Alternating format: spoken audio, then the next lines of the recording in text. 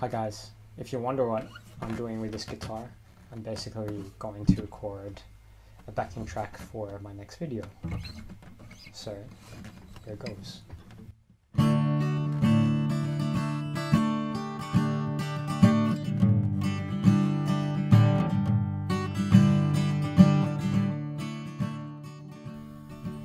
Hi guys, how's it going? I'll be doing a tutorial on how to use Qt, the basics, and how to upload code on Git. So before we start, to get this program, Qt, you'll have to go to this website, so www.qt.io, and then go to download, and then you go to the open source link, so go open source. You could try the commercial one, but that expires after a couple of days. So open source, and then you can download it. So once it starts downloading,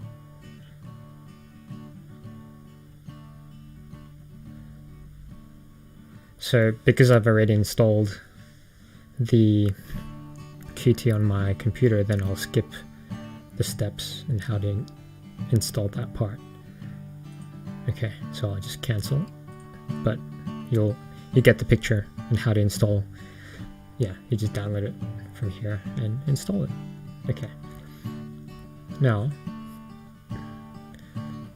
so once everything is installed and you've got the IDE open, what you want to do is you want to set up your GitHub account. So the reason why we're using GitHub is because GitHub is a source control, version control for code, and Git allows you to have different versions of your code.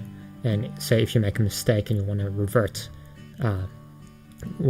your code, then you can easily do that by going through the previous commits that you have created. A commit is basically a version of the code that you created previously, and then every time you make a new commit, you add on top of every single change that you've made previously, and then you can have various different branches. So you can have different versions of the code that branch off those certain commits.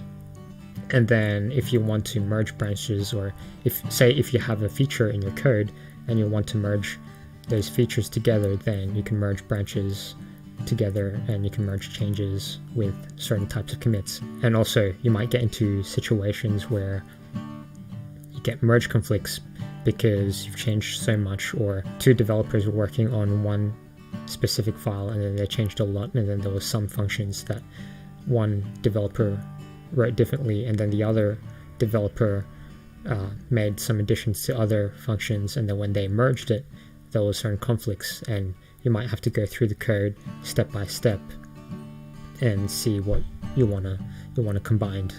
And that's basically when you do when you resolve a merge conflict.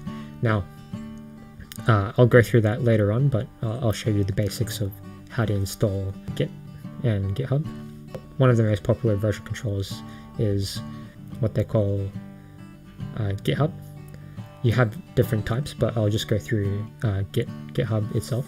GitHub is actually not Git itself, it's just let's see what GitHub is.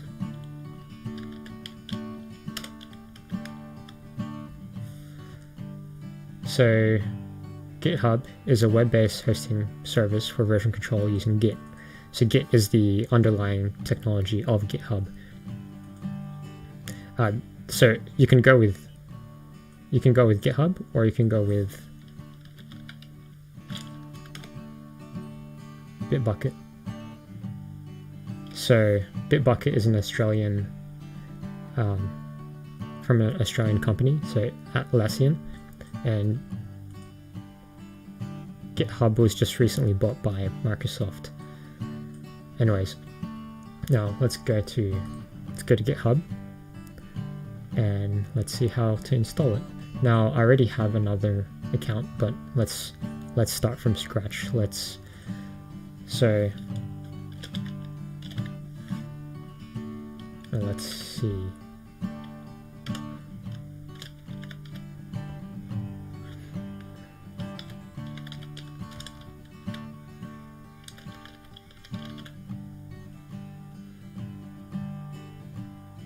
We've just created a new GitHub account. So now we just have to verify. Touch the arrows too well.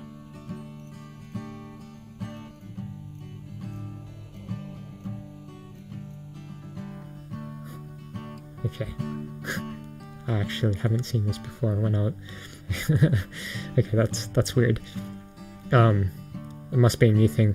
I've made my GitHub account ages ago, and that animation or that verification wasn't around, so yeah, I guess it's a new way of figuring out if you're a computer or if you're an actual human. Okay, so you could go, going free, you basically get, it says you get unlimited public and private repositories, 3 collaborators for private repositories.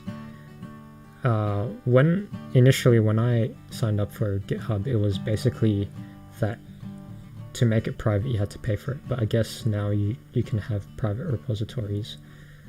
But the difference between, so if you want a big team for a private repository, you would have to pay for the per plan, right? But with Bitbucket, I think you don't have to pay for the private repository, because by default it's private, so it's free. Okay, so we'll select that, and then totally new to programming, somewhat experienced. I'll just go somewhat experienced. I don't want to toot my horn, but anyways, so what do you plan to use GitHub for? Development. Okay. Which is the closest to how you would describe yourself? I'm a professional. Okay, let's just say that I'm a professional. So what I'm interested in, programming. Okay, so you'll have a profile that looks like this. Now, to begin our project, first we create a repository. So before we can create a repository, we would have to verify this GitHub account. So let's go to my email or Gmail. Then we'll verify. So now we've verified so your email was now verified, and now we can start. So let's create a repository. So first, program, or let's just do the conventional new program, what everyone does. So let's go hello world.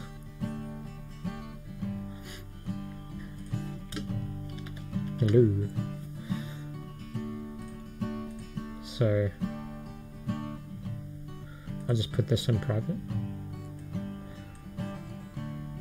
Okay, so you can choose to put a readme later on, but let's just say that we want to put a readme now.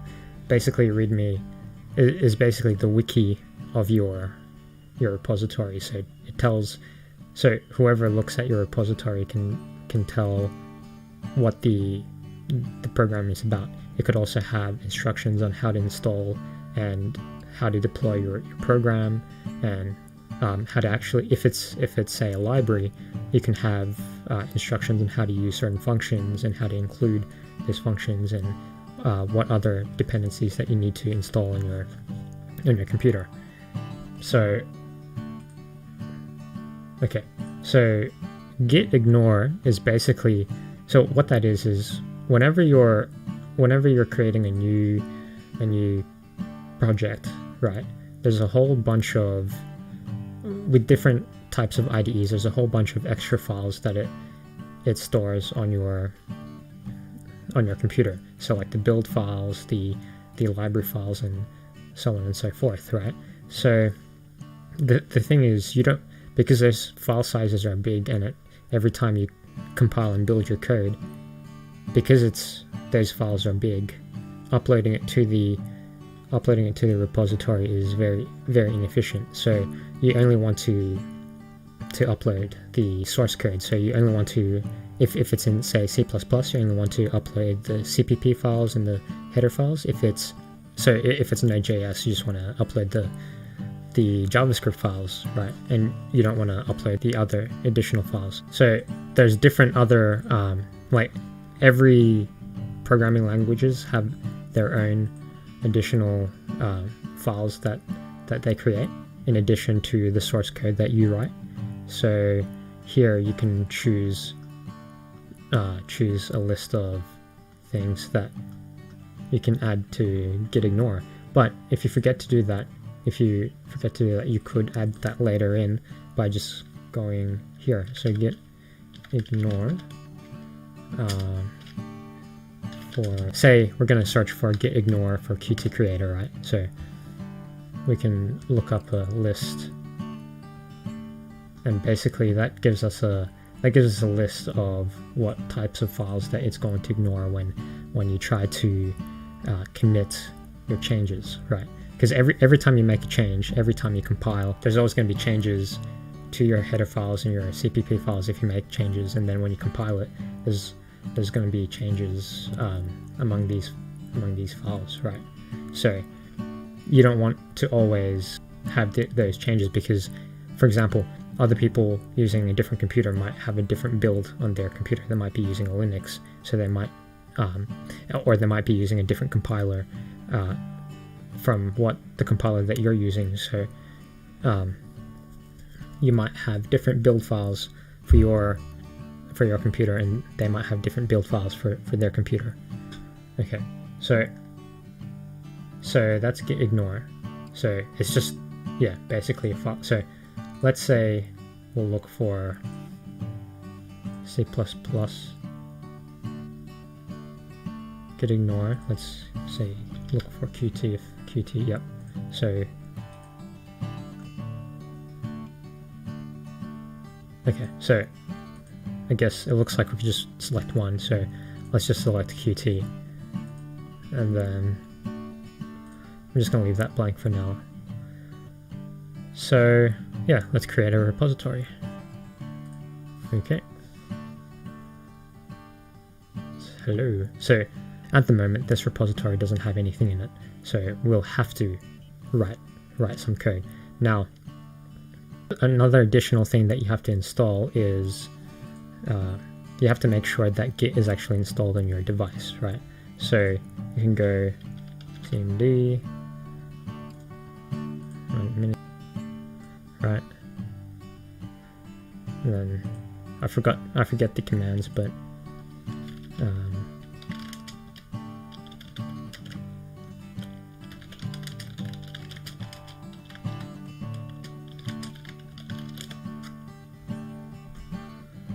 so yeah, so basically to check the version of Git, you just go to, say, command prompt, go git. So Git is not recognized, right? But the thing is, so on my command line it's not recognized, but that's because I've installed Git Bash on this computer. So if I were to search for Git Bash, right? So let's open that. So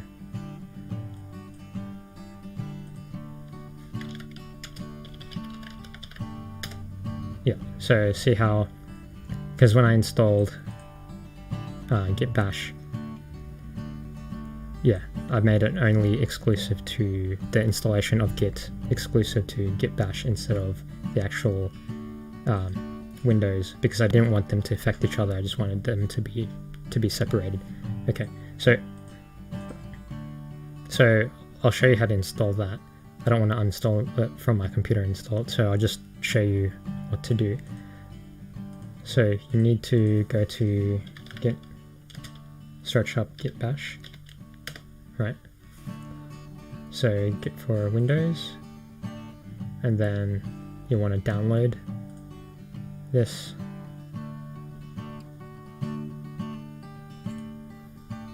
Now we want to open it. Okay, so now we want to install Git. Next. So Vim is basically the text editor that you can use in Git Bash. So Vim is basically one of the bare bones text editors that a lot of Linux users use when editing code. So say you're working on a Linux OS distribution that doesn't have a GUI, right? Then you would be working in the text editor in command line, right? So Vim essentially allows you to edit code within the command line, and it allows you to open files, edit it, and then close files and save the files. So you can do that, but a lot of people prefer to use an IDE to edit code. So the thing that I was showing you before was where when I looked at the command line, and remember how I tried looking for the version here and there's no version, it doesn't show the version because initially I only did use Git from Git Bash only. But if you wanted to, you can do Git from command line and also third-party software. Just to be safe, you can use Git from Git Bash only. So we'll just leave it as is. So use the OpenSSL library. Yeah, so basically what this is Linux, when they save text files, they have a different extension that they save on the text files. So Git will convert LF to CRLF when checking out text files. When committing to text files, CRLF will be converted to LF. For cross-platform projects, this is recommended setting to on Windows, right? So LF is the extension that Linux uses, and then CRLF is what Windows uses. Okay, so we'll just leave as is. So this is what Git Bash is, and it's different from the Windows command line. So you could choose either to stick with, so if you choose the default terminal MSys2, so MSys2, if you use MSys2 for Git Bash, then it will look like this. But if you use the default Windows, then it will look like this. But I generally like using the default because it's colorful. There's color. Okay, so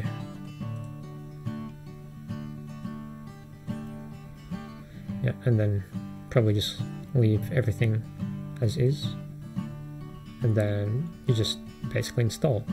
And yeah, I'm not going to install because I already have it installed. So yeah, yes, exit. Okay, so now we have most of the things set up. Okay, let's go back into our repository. Okay, so how do we get code here from our IDE, which is here, right? Well, what we can do is first we have to clone the empty repository to our computer so that we can start uploading some code. So this is the HTTPS link that you would use to clone your repository, right? But if you're using SSH, it will look different. It will look like this, right? HTTPS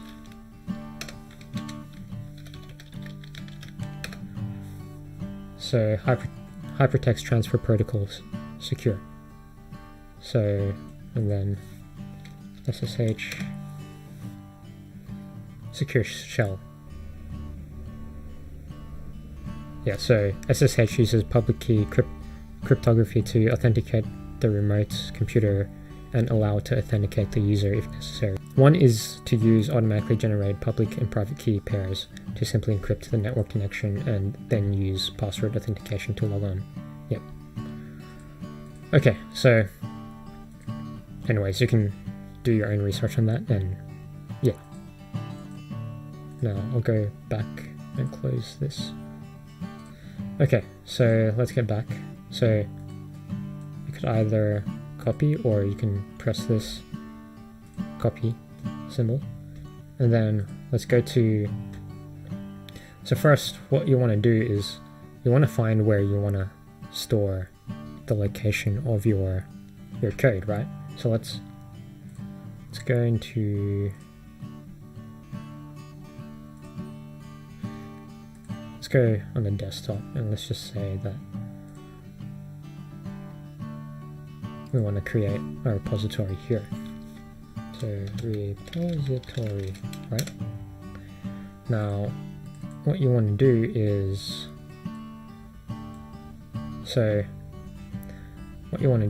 because we've installed Git Bash, now you can right click and go and click here, Git Bash here. What that will do is automatically get the directory of that folder, right? You can do it that way, or you can also do it here where you're searching start. So Git Bash, and this is one of the important things to learn with Git Bash. If you want to navigate to this folder, what I'd like to do is, so there's a lot of resources on Linux commands, but I'll show you the basic ones. So ls is to look at what, so your current directory, right, that you're in, it will show you what the list of files that are in there, right? Now, so where this weird symbol is, right, that's just a,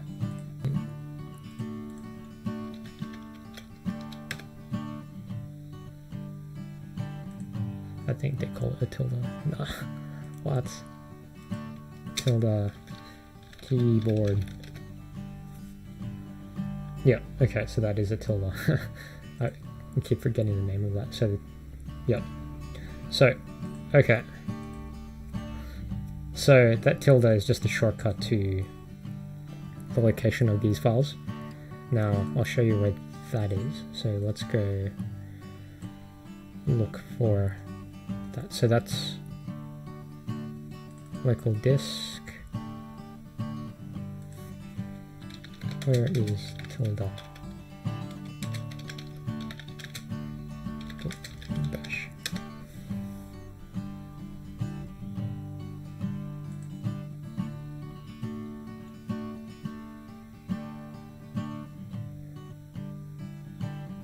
Anyways, I digress. You can find out where that is. It's not really that important, but okay. So what you want to do is you want to go, so ls is basically figuring out the files within that folder. Now cd is basically to navigate to a different folder. So cd, say we wanted to navigate into this folder, right? So what we can do is just copy that directory and just go paste it. There's shortcuts where you can go shift insert, but I'll just show you here so it's easier. So right, so cd, let's go back. So tilde, so first you want to know where tilde is. So tilde is, okay, let's find tilde.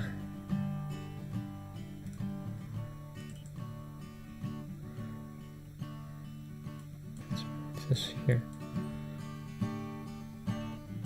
So tilde is actually, I've got 2 drives in here, so I think that would be over here. Users, so I think that was app data. Yeah, okay. So tilde is actually your user location, right? So what you probably want to do is keep going to tilde. Well, now what you want to do is go cd, yep. Now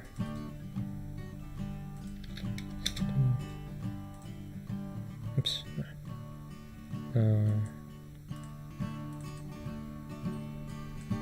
So you get old file location, cd, paste. Okay, so there's a caveat here. Linux uses / instead of /.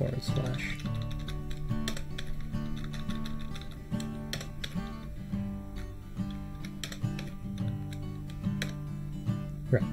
So the reason why this wasn't working before is because the / right is a Windows style, is based on the Windows directory style. For the Linux, they use, to separate the folder hierarchy, they use / instead of /. So sometimes links might not be working, or directories might not be working when you're changing between operating systems, because you're using, / instead of / or / instead of / when you're on different operating systems.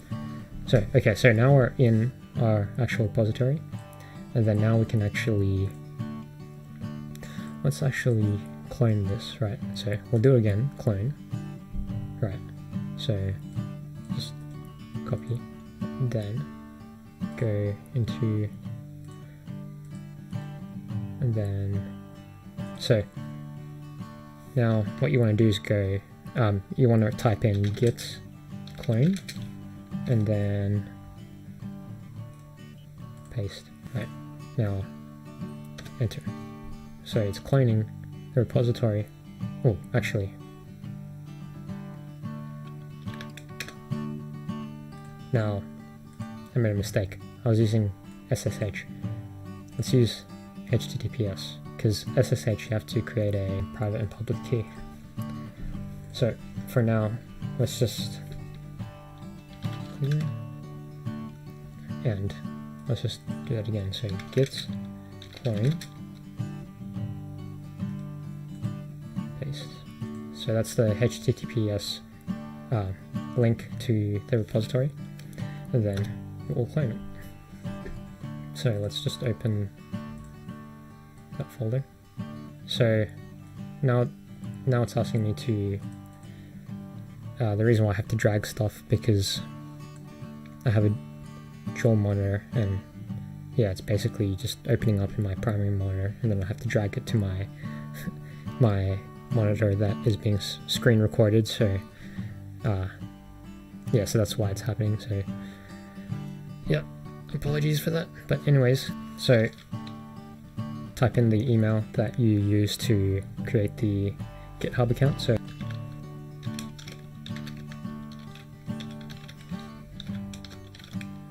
okay, so yeah, so now this is quite a common mistake. So what ends up happening is they clone the repository, right? And so it's already here, right? Before that was empty. Okay, so they think that because they cloned it, they can start working on it, and then they try to commit their changes, but they don't realize that they forgot to actually go inside the actual repository. So at the moment, because they cloned it within the parent folder, which is repository itself, right? So that's the parent folder, right? So users / Linden desktop and the repository, right? They don't realize that they're actually still in the repository folder, not the hello world folder. So to actually go into the hello world folder, you have to go, so first we'll see if it actually exists. So see how now it exists, hello world, and now you want to go cd hello, and there's a trick. You press tab to autofill, so it makes it easier, because if you have to type in every single say file name or folder name, if you have long file names or folder names, you're gonna mistype or misspell something, and then it's gonna come back with an error, right? So basically, if you want to be lazy, then you just press tab, right? But sometimes you have two files or two folders with the very similar names at the very beginning. So one folder might be hello world, and the other folder might say hello Jupiter or something like that, right? So when you press tab, it's only going to fill in. So I'll give you an example, right? So I'll give you an example. We're still in the repository, the parent folder, right? So say for instance, if I did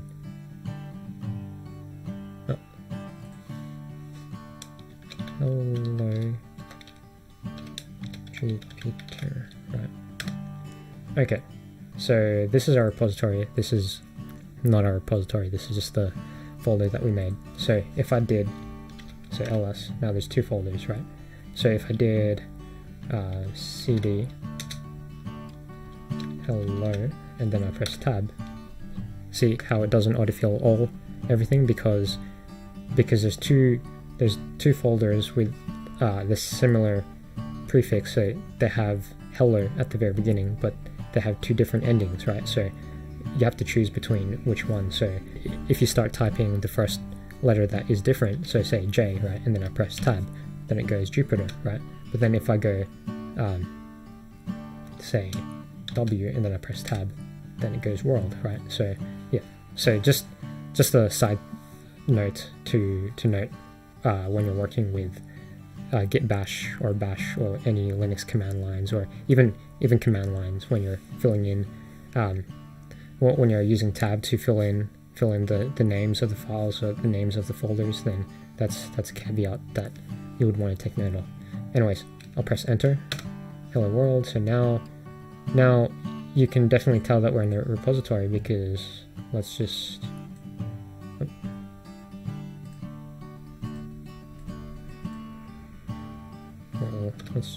yeah, so see how now it says master. So at the moment there's only one branch, right? So it's master, but eventually you can add more branches. You could either add more branches here, or you can add more branches in the command line, but I'll show you that later. So now we're actually in the file directory, right? So what you can do is go, there's command functions like git log. So that git log tells you the previous commits that you've made. So it shows you commits that you've made with hash numbers that identify the commits that you've made, right? So if I did git log, see how, so it says commits, and then there's this hash number. This will be very important later on, because you'll need this hash number to if you wanted to check out different commits, or branch out certain different commits, and you can do a lot of manipulation just by getting this hash number and using the git commands to manipulate the commits that you want to manipulate. Okay, so here it shows the author of who made this commit, and then the date and the time, and then yeah, the message. So initial commit, right? So that was made by creating this whole repository. So if we look at, let's look at,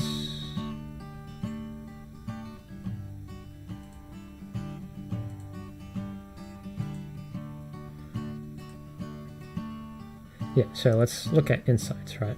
And then let's look at commits. Okay, so apparently this is, to enable this feature settings. So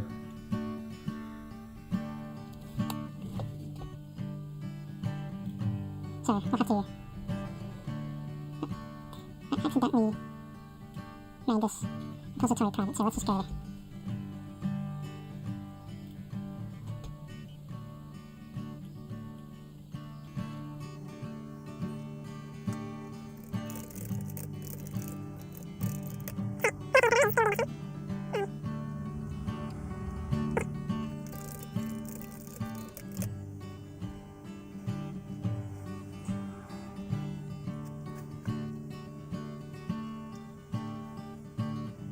it's right. So, okay, found it. So, make this repository public. So we'll make it public.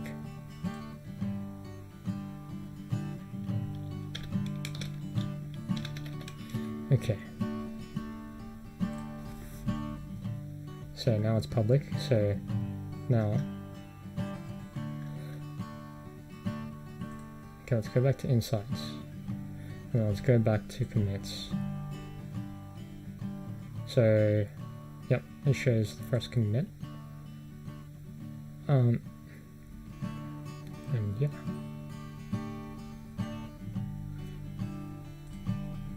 And it shows the contributors, shows basically how much I've committed, so lines of code. So that's just hello world and git ignore.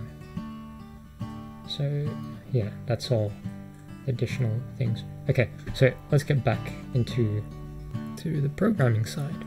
Okay, so we've got the initial commit. Now what we want to do is, so this has the git ignore, this hidden folder. Now my settings is set to show hidden folders, so that's supposed to, so if I did this, then that would show, but so that shows the hidden folders. So these files are the files to do with Git, and so yeah, basically don't touch that as a beginner. Don't touch that. Yeah. Now we want to put our code, right? So now we want to start putting our code onto the repository. So we go back to the IDE Qt creator, and then we go new file, and then application, then let's go Qt widgets application. Okay, so let's choose, let's go hello world,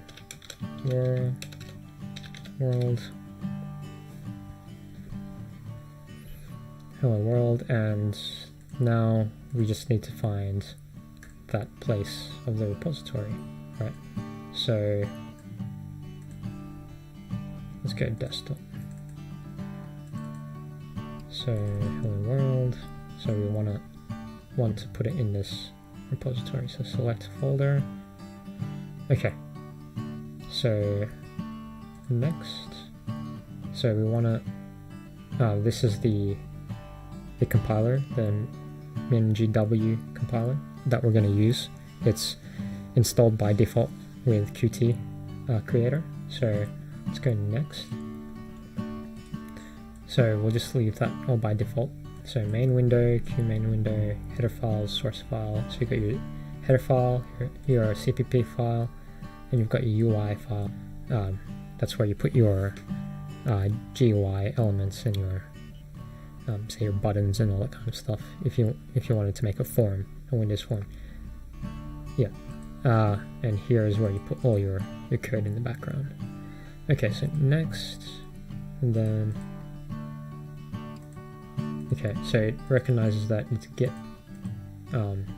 So you do have to set up Git with Qt as well for it to recognize that the folder that you're saving the project in is a Git repository, right? Anyways, let's go finish, and then we'll generate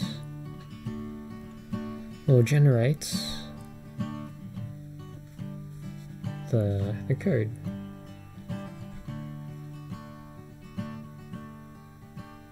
Okay, so it's generated basic code that you need. So main window, so this is the main where this is the entry point of your program. You don't have to really know what this is at the moment, but this is where the executable runs from, and then this is the class to execute the window, the GUI window. So you've got the main window. So you've got the main window UI, and the main window.cpp is the code that the backend code of the main window.ui. Okay, so now just save all, and then so I'll show you how to set up Git. So basically you just go to tools, options, and then you go to version control, and then you go to Git, and then you copy the path of the location where you installed the binary folder of Git. So you copy that path. Mine is programs file /git/bin. Okay, so that allows it to set up Git for Qt. So I cancelled it because it's already set up. So the reason why you want to integrate Git with Qt is because you can go and check the difference. So diff basically shows you the difference between different commits. So it shows you the differences of the different versions of code. So if I do diff, right, at the moment there's no difference, but I'll show you later when I create a difference. Okay, so now that we've just added our project, we want to commit our changes, right? So there's multiple ways of doing it, but the way I like to do it, so I use the Git Bash, right? So I go basically to check the changes that happened. So we know that we've changed the repository folder Hello World by adding in a new project called Hello World, right, in Qt. So to check the differences, there's a command that you can type in Git Bash. So you would type in git status, right? Git status shows you what files have changed, what files have been deleted, what files have been moved, so on and so forth, right? So, and which files that have been modified. So in this case, because we just added a new project, it shows that we've added new files, right?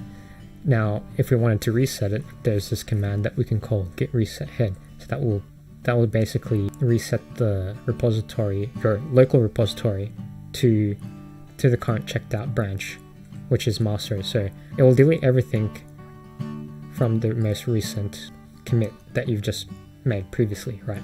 So if you made previous commits and then you go git reset head, then the previous commits won't be deleted, but just the new files that you've added on top that you haven't committed yet will be deleted. So that's git status, right? Git log, as I showed you before, shows you the commits, right? So now what we want to do is we want to create our first commit, our first official commit. Like there was already a commit, initial commit when creating the repository, and that was automatically generated. Now we want to create our own commit when we created the project. So we can go git, so git add, so git, so that's another thing. Let me explain to you what git add does. So git add, you can add specific files. So when you type git add and you say hello, so let's just use tab again. Yeah, so if you added that, right? So, and let's go git status again, right? So yeah, so basically I'll show you what git add does in more specifics later on, but for now, because there's no actual changes, so what you can do is go git add.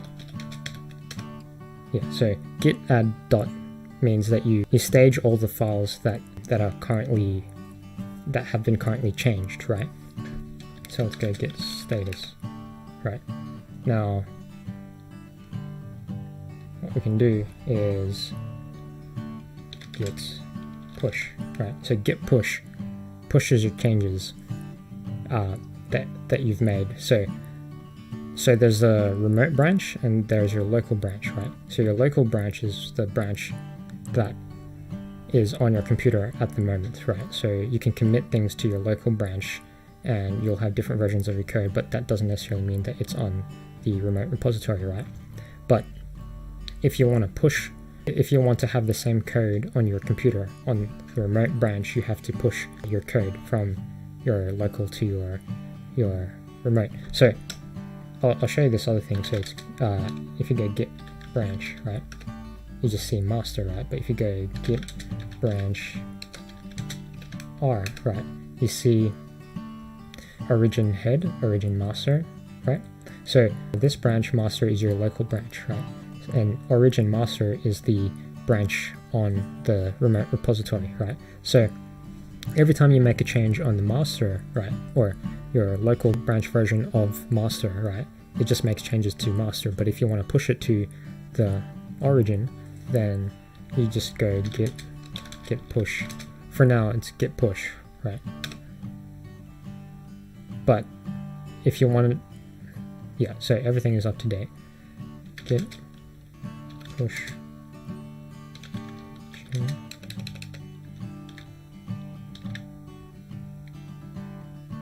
origin.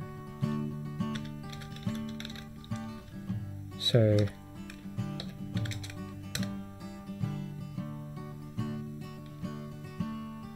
okay, so git push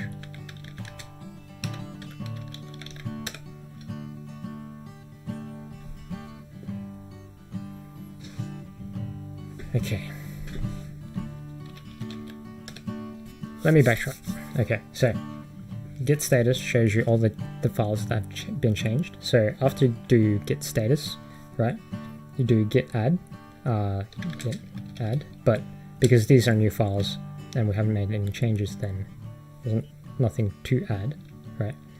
What we want to do is, because these files aren't on the remote repository yet, so before we push things to the remote repository, we want to commit them, right? So git add basically stages the files that you want to commit, right? So you can be working on multiple files, right? And then a set of files you might want to commit, but then another set of files you might not want to commit because maybe you made a mistake on it and then you wanted to clear it, right?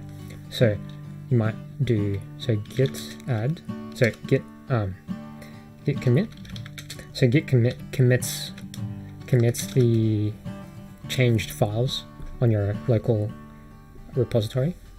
So what we're doing now is -m basically allows you to put a message on the commit.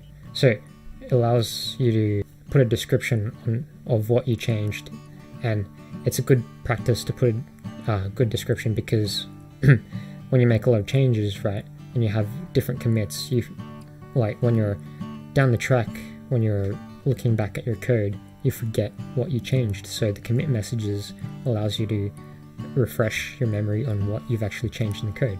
So say I can write down created a new project called hello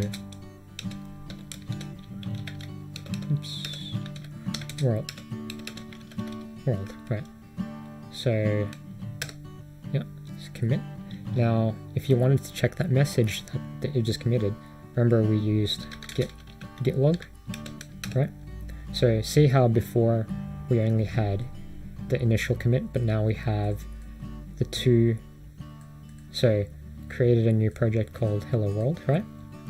But say if we did git log origin master, right? See how when you do git log origin master, it only has one commit. It doesn't have the two because at the moment, so the current commit is only on the local, it's not on the remote repository, right? So also what this means, the head, that is where the furthest, so that's where the current branch is checked out, but that is where, let's get an actual definition of what the head is.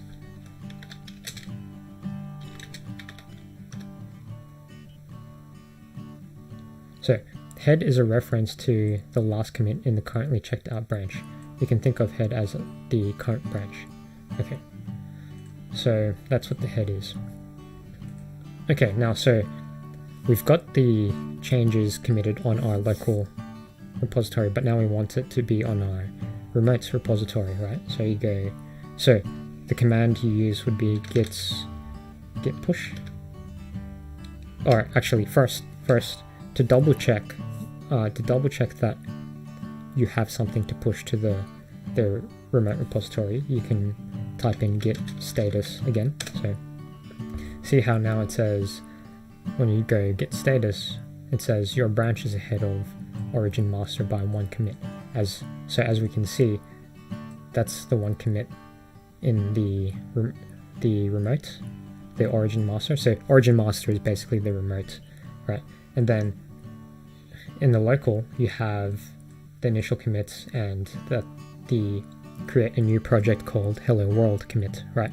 So that's what it means by your branch is ahead of origin master by one commit. It means that this is that one commit that is ahead of the origin master. So now what we have to do is git push, which will push that that commit. So it's just thinking and it's doing all number crunching and all that kind of stuff. Okay. So now let's do git status again. So now it's up to date. So we'll just double check and look at the actual repository, right? So let's refresh this. So now see how there's Hello World folder. So let's go back. So it says it's updated 3 minutes ago, and you've got all the files that we've just created, right? So Hello World main window, so main window.cpp, main window.h, and then main window UI, right? So okay, so let's go back to insights and let's look at our commits. So now there's two commits, right? Okay, so let's go back to the code and let's actually make some changes. So okay, so let's go to the main, because that's the main part of things. Well, this is the main entry point of the program, and let's do the basics of Hello World. So to be able to use the console, so the console is what developers used to debug and see what's happening behind the program. So they get the program to write out console outputs so that they can print out certain messages if the program does certain things, so that they can know what's actually happening in the background, right? Because sometimes if you have a window open, right, and then it's running, you can't really tell if the functionality is actually doing what it's intended to do, right? So you need some diagnostics, and the console is basically what developers use as diagnostics to help them diagnose problems in the program, right? Now, that's not the only thing they use. They use the debugger as well. They step through the code, and there's other tools that they can use as well. But yeah, so essentially the library that you will be using to print out statements to debug is called qdebug. Yeah, so yeah, qdebug, right? So this tab here shows the application output, so that's where the debug will be outputted. Yeah, so let's just write down. So I'll just explain what these are. Basically, what hash include is it allows this CPP file to include other code or other libraries, right? So there's other people have written libraries that you can use, right? So you don't basically have to write the underlying code or the architecture of the library qdebug because someone has already written it for you. So hash include just allows you to use what someone else has written so that you don't have to write things from scratch. And Qt is basically a framework that allows you to create GUI applications from code that people have developed so that you don't have to develop the GUI code from scratch, right? Yeah, so hash include just includes the library of qdebug, right? So qdebug is basically a Qt library. So it's not a C++ library, it's a Qt library. So the syntax will be a bit different from how C++ uses, let's say, cout or cin or iostream or standard input and output libraries, right? It's a bit different. This is what you would usually use for standard output, right? So let's say qdebug. Let's go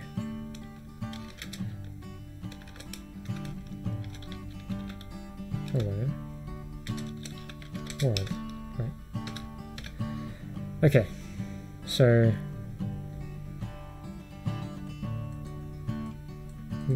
these odd symbols, what are they?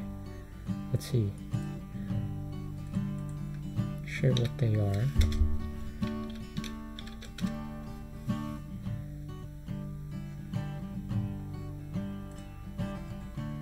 So they're usually bitwise operation, but they're also used as...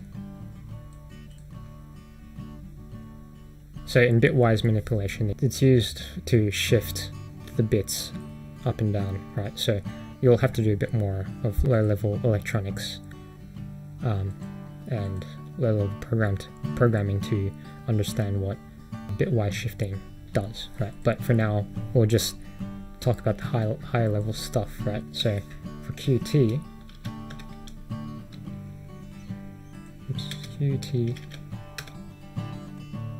so basically what that is right, let's go back.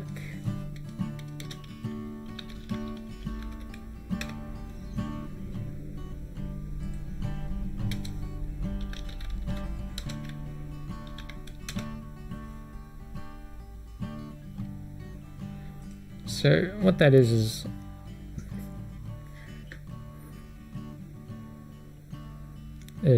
there's this thing you can do, function overloading, where you have a function name and you have different versions of the parameters, and the compiler figures out what version of the function that you're using depending on what the parameters that you input, right? But there's also operator overloading that you can define. So you can make your own custom operator overloading, so plus or yeah, so overloading, so C3 equals C1 plus C2, right? You can make your own custom overloading that does a certain functionality, right? But yep, so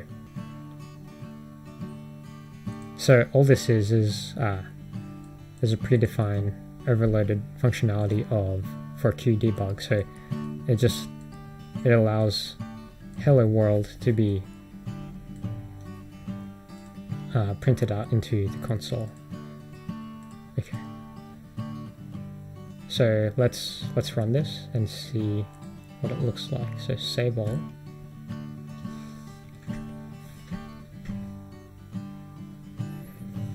So at the moment it's just building. Should run.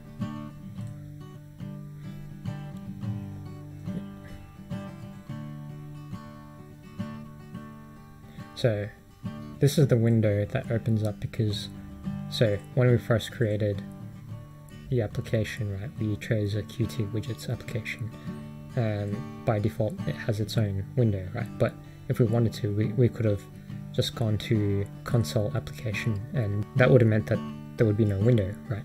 So it would just be a console program. But yeah, so the thing is, here it is. So that hello world was printed out here, right?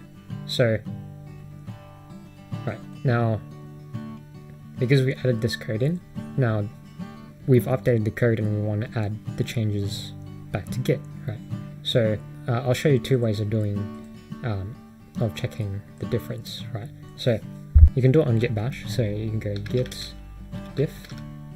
So see how it shows the additions that you made, and yeah, so there was a space here, but then the minus means that you've deleted that space, and then you've changed that space with hello world. So yeah, so basically you've got pluses and minuses. Pluses means that you're adding additional lines, and minus means that you're deleting certain lines. So here we showed that we even it added an extra line which has the hash include QDebug, and then here it shows the QDebug overloaded function hello world. So we can look at it that way, or we can check over here and go git. You can either go current file because it's currently open, or current project, and then if you go diff project, then it will show you the changes that you've made in your Qt project. So this will only work if you have Git set up on Qt, right? So now what we can do is go git status and see how status shows that there's been a file modified. So we could choose to use this command. So it says git checkout -- so that will, and then if you select the file name, or if you go -- dot, then that will delete everything. But then if you do -- and the file name, it will just choose the specific file name. If you're not happy with the changes, then you can remove the changes, right? But if you want to add it, so we'll say we'll add the changes. So go git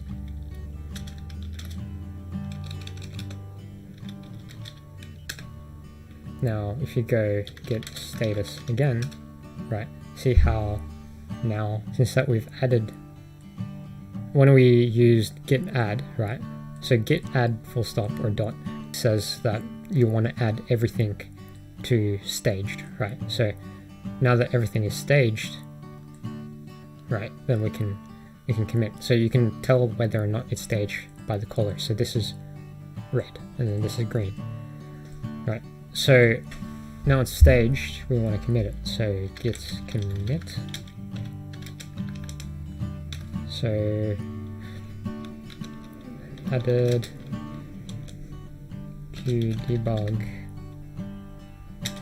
message. Oops, I accidentally pressed caps. Hello. Now let's go git status. So it's ahead by one commit because it's one commit on the local branch, but then that local branch hasn't been pushed yet. Now we can check the commit messages, git log, and then that shows the current commit that we just committed to the local repository. Now we just want to push that to the remote, so git push, and then yep. Okay, so git status, oops, wrong spelling, git status, yep, git log, and see now the master, so the head master and origin master and origin head is at the same spot, right? So yeah, so that's basically how you use Git. That's how you install Git, create a new project, add changes, create commits, push your commits, some of the basics of the Git Bash command line and commands. Okay, if you guys want me to do other tutorials, please let me know. And if you enjoyed this video, please put a thumbs up. If you want more videos like this, please subscribe. This is my first tutorial video, but I want to do more tutorial videos like this. I mainly do videos on self-development and my journey through life, and basically I want to teach what I know, so this is a part of what I know. So I want to teach in tutorial styles as well, so there's a bunch of different videos that I'll be putting out. But if you just want to subscribe for the programming part, then I'll create a playlist for the programming part and the tutorials and all of that. I'm no expert, as you can tell. I make mistakes, so yeah, so if you see any mistakes that I make, please feel free to point them out. I don't mind. Criticism is good. Constructive criticism is good because it allows you to grow, allows you to learn as well. So yeah, I'll be basically making more tutorials on how I do things and how what I know, and yeah, and things that I figure out along the way. Anyways, I hope you liked this video. Put a thumbs up if you did, subscribe if you want more videos like this, and I'll see you in the next video.